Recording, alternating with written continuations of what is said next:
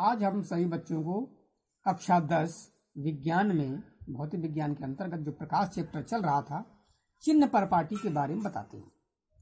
तो एक बात ध्यान दें कि आपने कोऑर्डिनेट ज्योमेट्री पढ़ी थी कक्षा 9 में, निर्देशांक पद्धति, निर्देशांक ज्यामिति। तो उसी के आधार पर बिल्कुल अगर ये आप समझ लें तो चाहे अवतल दर्पण हो, चाहे उत्तल दर्पण हो, चाहे उत्तल लेंस हो, चाहे अवतल लेंस हो, बस एक बार सिर्फ आप ध्यान से समझ लें तो फिर ये चिन्ह वाली तो गड़बड़ी कभी हो ही नहीं सकती। अब ध्यान से देखें कि ये हमने बनाया है, ये हमारा एक्स अक्ष है क्षैतिज रेखा, और ये ऊर्ध्व रेखा जो है ये हमारी वाई अक्ष है। इस स्पॉट को देखें, इस बिंदु को देखें, ये हमारा मूल बिंदु कहलाता है।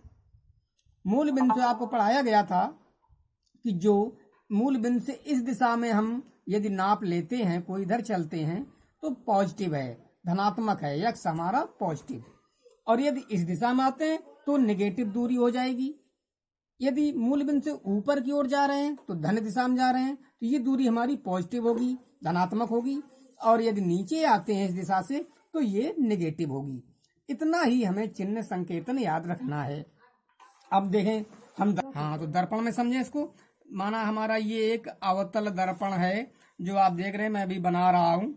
ये हमारा अवतल दर्पण है, ये इसकी पॉलिश है पीछे, अर्थात चमकीला पृष्ठ जो हमारा है दर्पण का, चमकीला भाग इस तरफ है, समझ गए, इधर की ओर लेफ्ट हैंड साइड पर। तो ये परावर्तक पृष्ठ है, ये पॉलिश है। तो इसका मध्य बिंदु ये हमारा पी ध्रुव हो गया।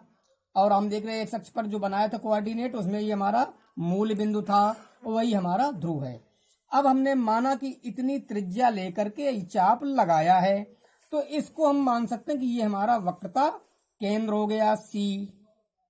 अब दर्पण की चाप हमने देखें ध्यान से समझे कि इस तरफ दिशा से, देखें ध्यान से समझे कि इस तरफ दिशा से लगाया है, तो इधर की दूरी हुई ना। तो ये दूरी हमारी वक्रता त्रिज्या इस दर्पण की आर जो भी है, तो ये दूरी हमें नेगेटिव रखनी होगी, अर्थात अवतल दर्पण की वक्रता त्रिज्या माइनस में हम नोट करेंगे।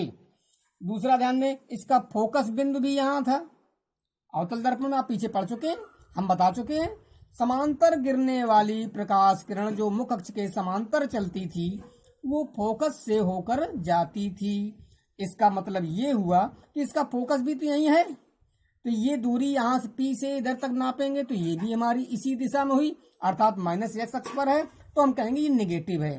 तो अवतल दर्पण के लिए हमने ये समझ लिया इसी चिन्ह परपाटी से कि अवतल दर्पण के लिए हमने ये समझा कि फोकस हमारा नेगेटिव रहेगा। फोकस दूरी जब भी नोट करें, अवतल दर्पण का प्रश्न हो तो फोकस दूरी को हम ऋण में नोट करेंगे, एफ बराबर नेगेटिव, आर बराबर नेगेटिव। अब सोचें अगर हमारा उत्तल दर्पण होता तो उसका ऐसा मुंह होता, चमकीला पृष्ठ इधर होता, तो फिर जब इधर पॉलिश इधर होती तो इसका इधर से केंद्र लेकर बनाते तो ये दूरी इधर की पॉजिटिव होती, अर्थात उत्तल दर्पण की फोकस दूरी पॉजिटिव, उत्तल दर्पण की फोकस दूरी पॉजिटिव होगी। ये ध्यान रखें, फोकस दूरी उसकी पॉजिटिव।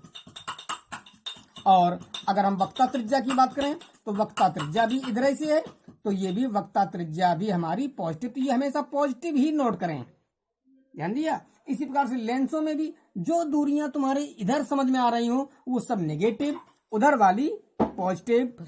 यदि कोई वस्तु हम रखते हैं, माना कि ये वस्तु रखी है तो ऊपर की ओर इसका मुंह है, हेड देख रहे हैं ऊपर है ना, तो ये हमारी पॉजिटिव। और माना कि यदि इसका प्रतिबिंब यहाँ पर बनता होता तो ये दूरी नेगेटिव हो गई।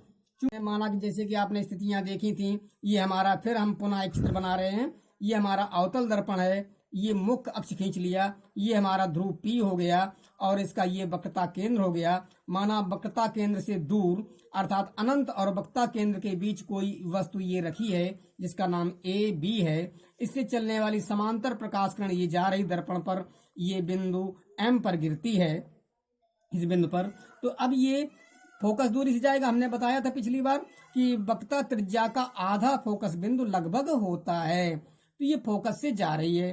ये हमारा फोकस बिंदु है, तो ये प्रकाश किरण फोकस से गई। अब एक प्रकाश किरण वक्रता केंद्र से होकर जाएगी, जो वक्रता केंद्र से जाती है तो वो अभिलंब होने के कारण सीधे उसी बिंदु से ही किरण वापस हो जाती है। दोनों प्रकाश किरणें वास्तव में इस जगह पर मिल रही हैं, तो ये वस्तु का प्रतिबिंब बन जाता है। ये प्रतिबिंब बन गया ए डैश और बी डैश। अब हम देखें, जो दर्पण से वस्तु की दूरी उसको हम यू कहते हैं, तो अवतल दर्पण में यू नेगेटिव होगा और प्रतिबिंब भी हमारा इसी दिशा में बना है, मूल बिंदु से इस ओर, तो ये वी भी हमारा जो नोट करेंगे तो ये भी नेगेटिव और फोकस दूरी भी नेगेटिव, तो ये सभी दूरियां नेगेटिव हैं। जब यदि प्रतिबिंब इधर बनता तो हम कहते ये प्रतिबिंब इधर बना है, तो ये दूरी वी हमारी होती तो पॉजिटिव होती, ये ध्यान रखें। और जब यू वी पॉजिटिव ऊपर की ओर प्रतिबिंब है तो ये भी पॉजिटिव, अगर नीचे बनता तो नेगेटिव। तो इस प्रकार से हम चिन्ह परपाटी को समझ सकते हैं और अगली बार फिर बताएंगे।